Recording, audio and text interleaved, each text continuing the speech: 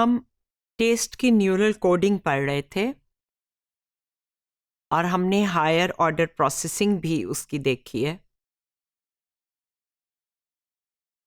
Pathway जो है test का वो ये है कि जो फाइबर हैं हमारी ज़बान के और मुंह से और गले से, उनका कनेक्शन बनता है ब्रेन स्टेम तक जाता है, जो कि हमने सॉलिटरी ट्रैक्ट या न्यूक्लियस की बात की थी।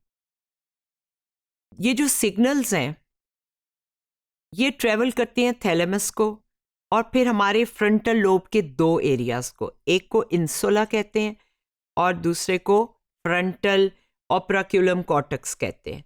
ये हमारी टेम्पोरल लोब के पीछे आधे छुपे हुए हैं।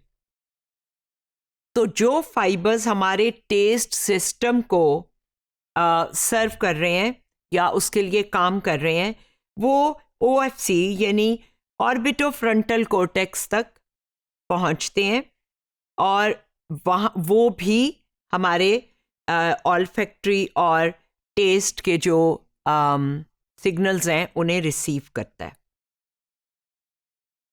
ये इंसुला है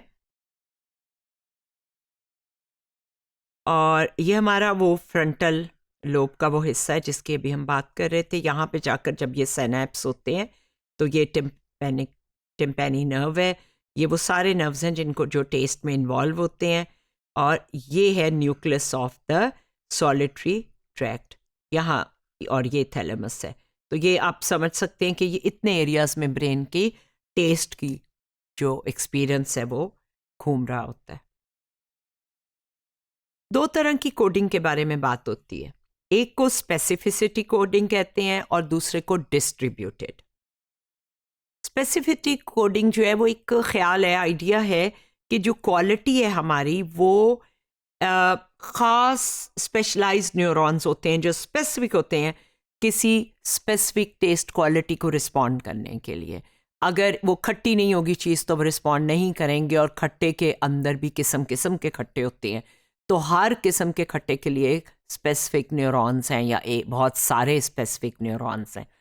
ये एक आइडिया जिसे स्पेसिफिसिटी कोडिंग कहते हैं।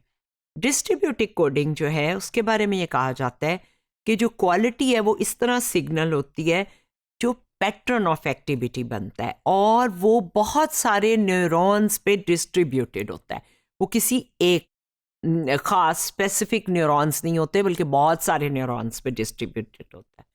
तो ये दो चीज़ें विजन के मामले में तो बहुत स्टडी की गई हैं, ज़्यादा फोकस उसी पे किया गया है कि स्पेसिफिसिटी है कोडिंग में, न्यूरल कोडिंग में, या डिस्ट्रीब्यूटेड है।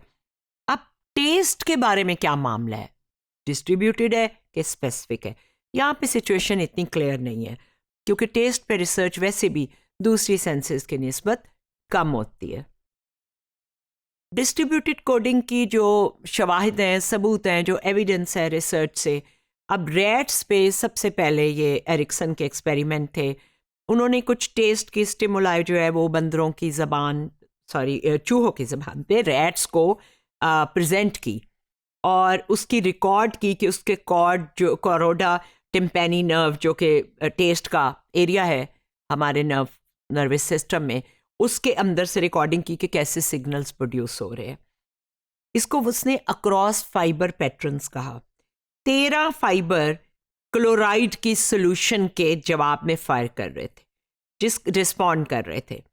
पोटेशियम, सोडियम एंड एमोनियम, 3 जो क्लोराइड के सोल्यूशंस हैं।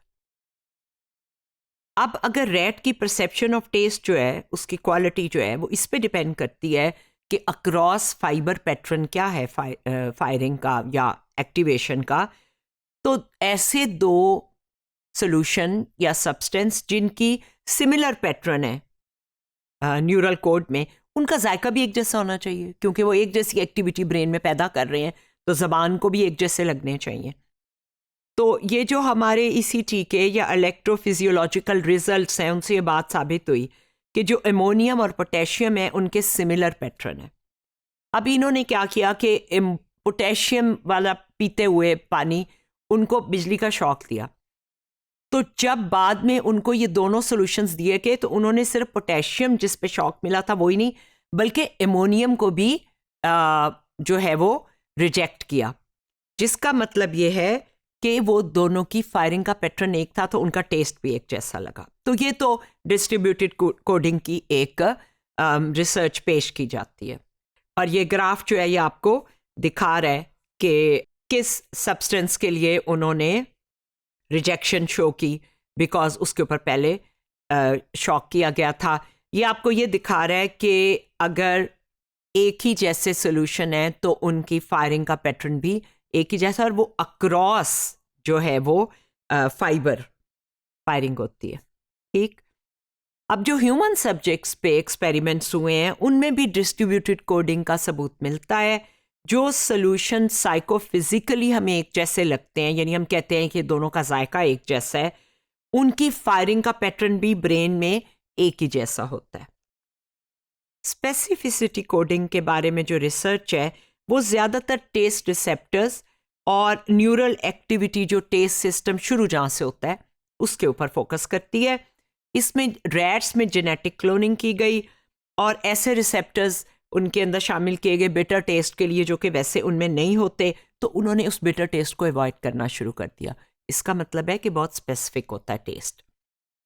इसी तरह CYX यानी साइक्लोहेक्सामाइड जो है उसके एक्सपेरिमेंट्स भी किए, तो उसमें भी यही हुआ कि लैक ऑफ फायरिंग भी नहीं थी और बिहेवियरल अवॉइडेंस भी शुरू हो गई, जबकि नहीं थी। और अगर रिमूव कर दें वो वाला आप उनके अंदर से जेनेटिकली क्लोन करके, तो फिर वो उसको अवॉइड नहीं करते। इसका मतलब है कि ये बड़ा स्पेसिफिक है। अब यहाँ पे जैसे हमें नज़र आ रहा है कि 4 डिफरेंट किस्म के फायरिंग के पैटर्न्स हैं। मोंकी के जो टिम्पैनी फाइबर्स हैं उनमें ऊपर सिक्रोस है, सबसे नीचे कुनीन है और बीच में 2 और सॉल्यूशंस हैं। इन सब में जो पैटर्न्स हैं वो डिफरेंट नज़र आ रहे हैं। इसका मतलब है कि वो बहुत स्पेसिफिक होते हैं। अब स्पेसिफिक टेस्ट रिसेप्टर्स के लिए भी एविडेंस है, लेकिन डिस्ट्रीब्यूटेड कोडिंग भी इन्वॉल्व है टेस्ट को डिटरमिन करने में, ख़ास तौर पे हायर लेवल ऑफ सिस्टम में।